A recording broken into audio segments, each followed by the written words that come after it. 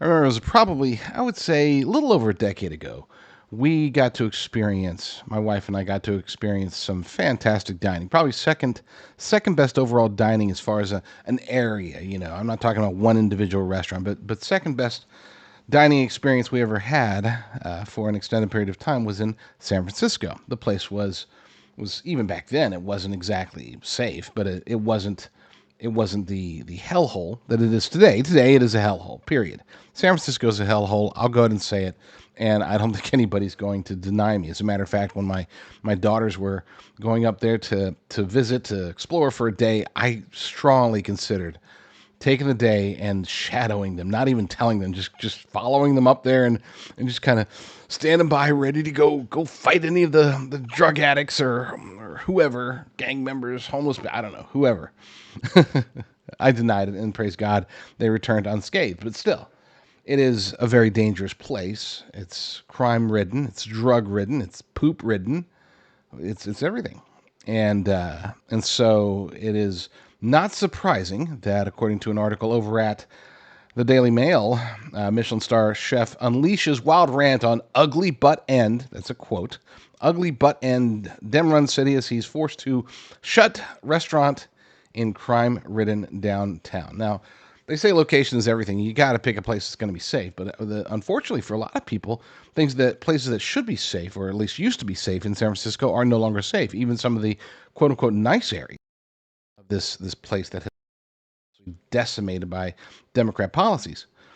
Even the nice areas are horrible.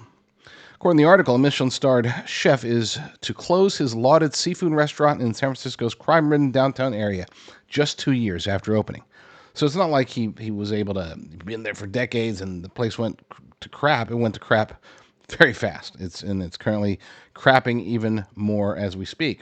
Aside from crime, chef Peter Hemsley, who runs Aphotic cites the location of the venue as being part of the problem, while also depressingly noting how he does not see things getting better in the short term. And I would argue that unless there's major changes, it won't get better in the long term either. Hemsley cites being at the quote ugly butt end of a desolate convention center suckhole in the post-panny apocalypse. I like. As also, let's just cut to what his entire letter. Forget the writing here. This is what he posted, I believe on Facebook. A note from Chef Peter Hemsley. As all residents of San Francisco know, these are tough times for fine dining operators. There are few left in San Francisco that aspire to provide services like we do at Aphotic, and the smart and lucky ones in the pack are located in the right storefront on the right block and in the right part of this town. And to be clear, there aren't very many right parts of that town left, and those are in danger.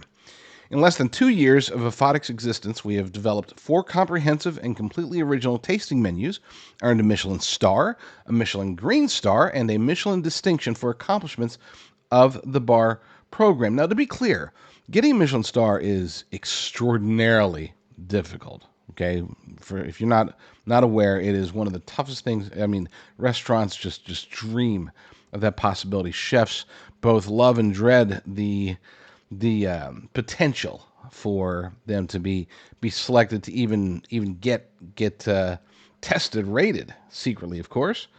Yeah, so it's not like it's very easy, but in San Francisco, it's actually even a little bit harder. A place like San Francisco, New York, London, even though they have some amazing restaurants, it's sort of cliche. So a lot of times, I would say they actually have a more difficult time getting their star based upon, or any star based upon just being in an area that's known for stars. It's kind of like being in the '90s and being a band in Seattle, grunge band in Seattle. It's like, oh yeah, there's like 1,000 of them, so we're gonna pick 3 or 4.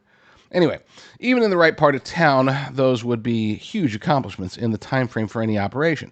The fact that we all did this at the ugly butt end of a desolate convention center suckhole in the post-panny apocalypse is nothing short of a small miracle. And I believe in miracles. I have to, as a chef and a restaurant owner in these times, but I also know that miracles do not last forever. Our last service at Aphotic, as Aphotic at 816 Folsom Street will be on Saturday, December 21st. I invite you all to help make this small miracles last week's a bustling and happy window before the closure, celebrating our team's accomplishments while indulging in what we do best: seafood, cocktails, wine, and impeccable service splash. So yeah, so sad, but it's not just, let's state the obvious.